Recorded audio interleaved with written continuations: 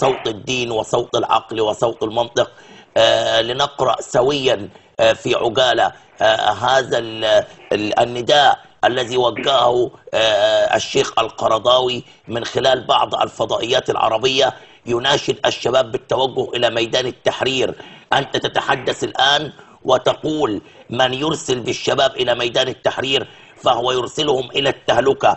نحن أمام رأيان من الدين ونحن نحتاج لقول الفصل، فما هو هذا القول الفصل؟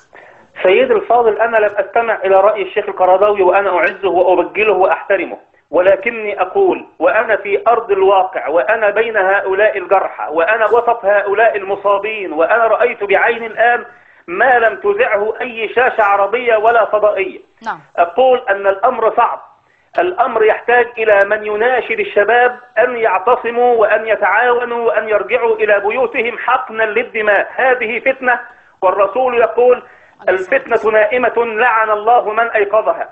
فأنا أقول مع احترامي الشديد لرأي الشيخ القرضاوي، أقول ربما لو كان مكاني الآن ورأى ما رأيت لتغير رأيه.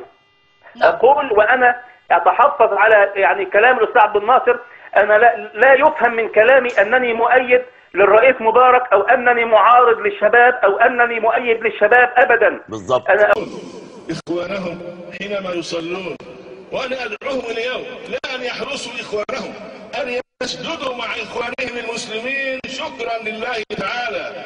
فالسجود من يعمل به المسلمون والمسيحيون معا. في هذا الميدان انتفت هذه الطائفية الملعونة. وقد ذكر الأستاذ كاتب الساخر أحمد رجب بالأمس أنه زار ميدان التحرير فوجد فتاة مسلمة تصب ماء الوضوء على رجل مسلم، فقال الآن نجحت الثورة. أنا حفيدتي كانت تقود جيلا من الشباب يغسل وينظف الميادين. يعني أنا عايز أقول مش هتكلم القرضاوي، أنا عاوز أتكلم بقى سيد قطب. نام وتهنى يا أخويا، نام وتهنى في قبرك يا سيد قطب. البذرة الإرهاب والتطرف اللي أنت زرعتها أثمرت إرهابيين وعملاء وخونة، ودي احنا شايفين النهارده هوت العمالة والخيانة والإرهاب مالية الشوارع. نام وتهنى يا سيد قطب، اللي خلف ما ماتش. أنت اتكلت على الله وسايب لنا هنا القرود اللي معفرتين الدنيا دول. بس إن شاء الله يعني ربنا قادر إن هو يخسف بهم الأرض ويذلهم ذل الأولين والآخرين بإذن الله تعالى، كما أخذ عادا وكما أخذ ثمود. ربنا عز وجل هيذلهم بإذن الله.